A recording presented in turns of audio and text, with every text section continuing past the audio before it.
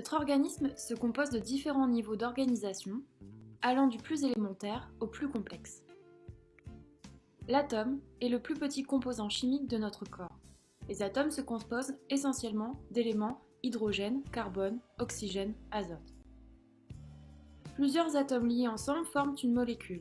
Les protéines, les lipides, les vitamines sont des exemples de molécules.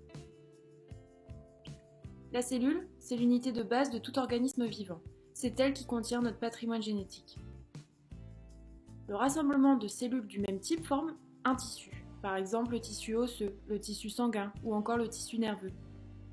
L'organe, lui, il est formé d'un ensemble de tissus différents, dont le but est de remplir une fonction spécifique. Le pancréas, le cœur, le foie, et plusieurs organes en relation étroite entre eux forment un système afin de remplir une fonction commune. Par exemple le système musculaire, le système nerveux, le système endocrinien. Dans la section de ce cours, vous trouverez un tableau récapitulatif des différents systèmes du corps humain. Ici, nous allons nous focaliser sur la cellule. Ici, nous allons voir ensemble ce qu'est la cellule animale et de quoi elle est composée. Notre cellule animale dans laquelle on voit plusieurs petits objets de couleurs différentes, c'est ce qu'on appelle les organites. Donc la cellule contient à l'intérieur des petits organes qu'on appelle des organites et qui vont avoir des fonctions différentes.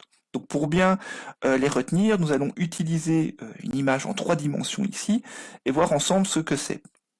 Donc premièrement en blanc sur votre modèle, donc tout à l'intérieur, c'est ce qu'on appelle le cytoplasme. Donc le cytoplasme est le lieu qui contient tous les organites, donc tous ces petits organes à l'intérieur.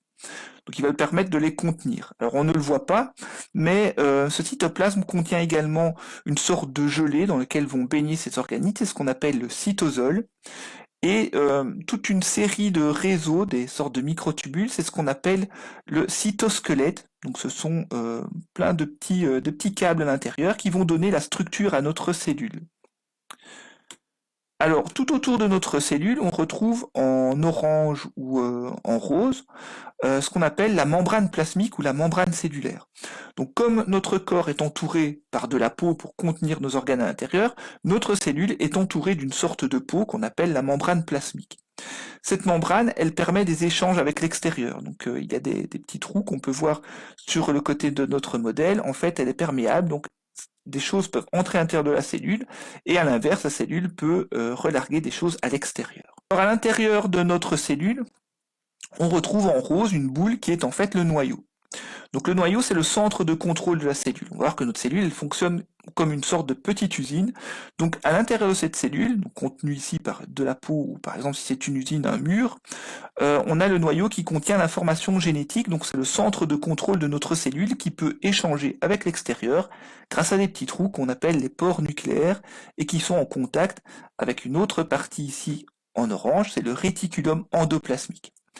Le réticulum endoplasmique peut être divisé en 2 parties, donc le réticulum endoplasmique rugueux avec des petites boules sur le côté qui sont des ribosomes et qui vont permettre la production de protéines, donc c'est comme une usine, et le réticulum endoplasmique lisse sur le côté qui est plutôt un lieu de stockage, d'échange.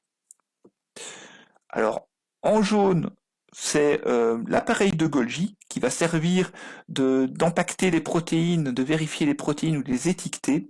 Alors il faut imaginer que c'est un empilement des assiettes qui vont être empilées. On a coupé ces assiettes à l'intérieur pour voir ce qui se passe. On voit qu'il y a des petites vésicules qui vont permettre les choses de bouger d'assiette en assiette. Alors le réticulum endoplasmique c'est pareil, hein, il faut imaginer que c'est une structure avec des sacs. On a coupé ici pour voir à l'intérieur. Alors, en gris, les petits ronds ici gris que vous pouvez voir, c'est les mitochondries. Donc les mitochondries fournissent l'énergie à notre cellule, ce sont les piles de la cellule. Donc on voit des réseaux à l'intérieur, c'est à l'intérieur qu'il va y avoir ce qu'on appelle la respiration cellulaire qui va fournir l'énergie. Alors, en vert, on voit le centrosome composé de 2 centrioles. Le centrosome est une sorte d'échafaudage, donc il va fournir un échafaudage, des câbles, pour permettre à la cellule de se diviser. En bleu ici, c'est le peroxysome avec des petits points. Donc les peroxysomes, il y en a plusieurs dans la cellule. C'est un lieu pour détoxifier la cellule lorsque la cellule contient certains poisons. Alors les autres ronds bleus, c'est ce qu'on appelle des vésicules. Donc les vésicules peuvent avoir plusieurs fonctions, comme un lieu de digestion ou de recyclage de nutriments, mais également c'est des vésicules qui servent au transport. Donc les protéines et les nutriments vont voyager à l'intérieur de notre cellule comme des petits camions ici. Donc ce sont également des structures avec des membranes autour. Alors attention, notre modèle ici présenté en 3D est un modèle théorique, c'est-à-dire qu'il permet de bien comprendre comment fonctionne notre cellule, de quoi elle est composée, mais ça ne correspond pas à la réalité. Alors si je prends une photo d'une cellule en microscopie électronique, donc qui a été coupée en deux, bon, on voit que la structure est déjà différente, donc notre noyau en rose ici au milieu prend une grande partie de notre cellule, on voit des vésicules en bleu, des mitochondries en gris, donc on voit qu'il y en a beaucoup plus, et notre membrane plasmique tout autour. Donc il faut bien retenir que la forme et la taille des organismes présentés sur notre modèle théorique peut être différent de ce qu'on retrouve dans une vraie cellule, on voit le nombre également. Alors voyons un peu comment fonctionne cette usine, notre cellule. Donc au milieu dans le noyau, on retrouve l'ADN, c'est l'information génétique, c'est le mode d'emploi de notre cellule pour fabriquer des protéines. Ce mode d'emploi, il va rester dans le noyau, donc il ne bouge pas.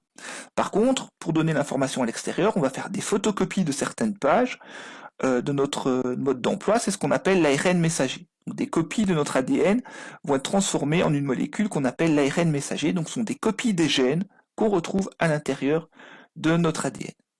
Donc cet ARN messager va être relargué à l'extérieur via les pores nucléaires dans le réticulum endoplasmique. C'est là que notre ARN messager va être lu par des machines qu'on appelle les ribosomes et qui vont servir à produire des protéines qu'on voit ici en rouge. Alors, on va voir l'utilité ici de nos différentes vésicules, donc qui servent au recyclage, au transport, ou le peroxysome à détoxifier. Donc ces vésicules de transport, par exemple, en bleu, vont servir à transporter nos protéines jusqu'à un autre endroit, c'est l'appareil de Golgi en jaune.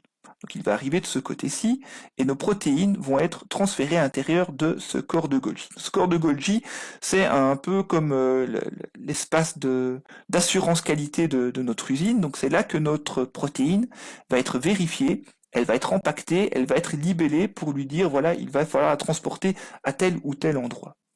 Alors si la protéine n'est pas bonne, c'est également là que le contrôle qualité va agir et qu'il va retirer cette protéine qui pourra être décomposée par la suite. Alors notre protéine, une fois qu'elle a été empaquetée, qu'elle a été modifiée, elle va pouvoir passer vers l'extérieur, s'il le faut, via la membrane plasmique en orange ou en rose. Donc une fois que notre protéine possède les bonnes étiquettes, elle est relarguée à l'extérieur. Donc c'est pour ça que vous pouvez voir sur le côté de votre modèle en 3D des petits trous. C'est la fusion de nos vésicules de transport vers l'extérieur. Et donc là, les protéines vont être relarguées à l'extérieur. Alors n'oublions pas que l'énergie est fournie par les mitochondries. Il y en a plusieurs dans notre cellule via la respiration cellulaire. Donc il va fournir l'énergie. Et pour terminer, on va voir que notre centrosome va former des microtubules, une sorte d'échafaudage, qui va permettre ainsi à la cellule de grossir et de se diviser. Donc lorsqu'elle se divise par mitose, elle permet ainsi, grâce au centrosome, de former deux cellules identiques, donc avec reformation de nos centrioles pour reformer un centrosome ici. Donc ce qu'il faut retenir, c'est que le cytoplasme et la membrane plasmique constituent l'architecture et les murs qui entourent notre cellule, donc le cytoplasme en blanc et la membrane plasmique en rose ou en orange tout autour de notre cellule. Le noyau, donc le rond rose au centre de la cellule, est le centre de contrôle de la cellule, donc qui contient l'information génétique, le mode d'emploi pour fabriquer nos protéines. Le réticulum endoplasmique en lien avec notre noyau en rose, donc le réticulum endoplasmique en orange, qui est soit rugueux ou lisse, est le lieu de production des protéines. Ces protéines vont être transportées par les vésicules en bleu sur notre cellule. Les peroxysomes en bleu également, avec des petits points, détoxifient la cellule en détoxifiant les poisons qu'on pourrait retrouver à l'intérieur de notre cellule. Le corps de Golgi, en jaune, va modifier et stocker les protéines. C'est une sorte de lieu d'assurance qualité. Les mitochondries en gris vont fournir l'énergie comme des piles ou des batteries pour le fonctionnement de notre cellule. Et le centrosome, en vert, donc composé de deux centrioles avec des tubules, fournit les câbles lors de la division de la cellule, donc une sorte d'échafaudage pour permettre la division de la cellule lors de la mitose.